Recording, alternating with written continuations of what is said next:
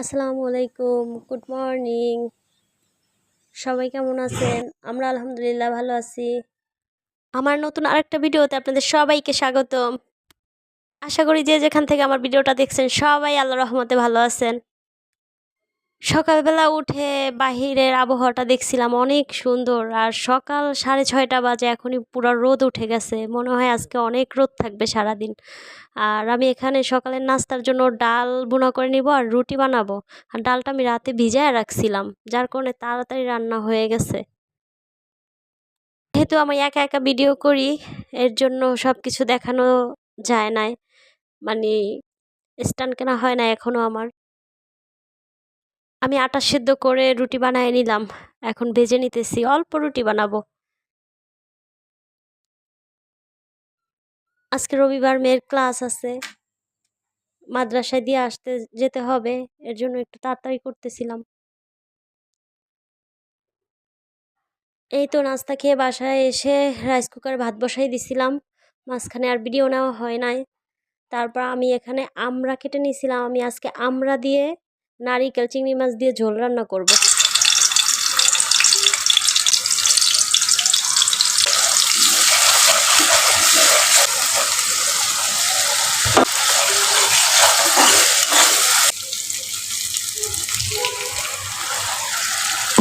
এখানে আমি তেল গরম করে তার ভিতরে পেঁয়াজ আর আদা রসুন দিয়ে আগে ভেজে নিয়েছিলাম। তার ভিতরে আবার আমি এখানে নারিকেল ব্লেন্ডার করে নিয়েছিলাম, ওইটাও দিয়ে একটু সুন্দর করে ভেজে নিলাম। তারপর এখানে হলুদ মরিচ, তারপর লবণ, জিরা ধনিয়া এই সব কিছু দিয়ে ভালো করে ঢেকে কষিয়ে নিছি। তারপর আমড়াগুলো আমি আগেই ধুয়ে নিয়েছিলাম, সুন্দর করে কষিয়ে ঝোল দিয়ে তারপর রান্না করে নিব। এইভাবে রান্না করলে কিন্তু অনেক বেশি মজা হয় খেতে। আমাদের বরিশালে কিন্তু এইভাবেই রান্না করে, অনেকে নারিকেল ছাড়াও রান্না করে, আবার আমরা ইলিশ মাছ দিয়েও রান্না করে খাওয়া যায়। আমাদের তো খুবই পছন্দের একটা জিনিস। এই তো আমার আমড়াটা হয়ে গেছে। আর আমার রান্নাঘরে আজকে অনেক বেশি রোদ পড়ছিল, আর মাছ আমি আগেই ধুয়ে রাখছিলাম এখানে। আর মাছের ভিতরে আমি হলুদ মরিচ যা মশলা আছে এগুলো সব কিছু একসাথে মেখে তারপর রান্না করবো আজকে। আর কড়া করে ভাজি করব মাছগুলা, আর একটু পরেই কালো ভুনা হয়ে যেত মাছ। আর একটা মশলা বানায় রাখছিলাম আমি এখানে, পেঁয়াজ বাটা, হলুদ মরিচ ধনিয়া জিরা সব কিছু মিলিয়ে ওইটা দিয়ে এই যে ঝোল দিয়ে দিলাম। আর কালকে আমার ভিডিওটা দেওয়া হয় না, শরীরটা অত বেশি ভালো ছিল না, রান্নাও করা হয় না এর জন্য। আর বিকালবেলা দুপুরে আর কোনো কিছুই দেখানো হয় না, যেহেতু মেয়েকে আনতে গেছি, আসছি, অনেক কাজ ছিল সেগুলো করছি। বিকালবেলা উঠে এক গ্লাস শরবত বানিয়ে খেয়ে নিলাম, অনেক বেশি রোদ ছিল আজকে, অনেক বেশি গরম।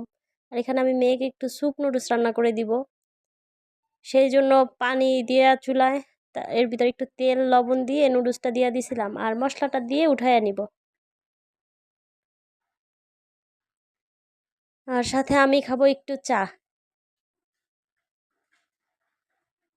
প্রতিদিনের মতো একটা কথাই বলতে চাই, যদি আমার ভিডিওটা ভালো লেগে থাকে লাইক দিয়ে সাবস্ক্রাইব করে পাশে থাকতে পারেন। আর যারা যারা এই কাজটি করে দিয়েছেন তাদেরকে অসংখ্য অসংখ্য ধন্যবাদ। আর যারা যারা আমার ভিডিওটা দেখছেন তাদেরকেও ধন্যবাদ।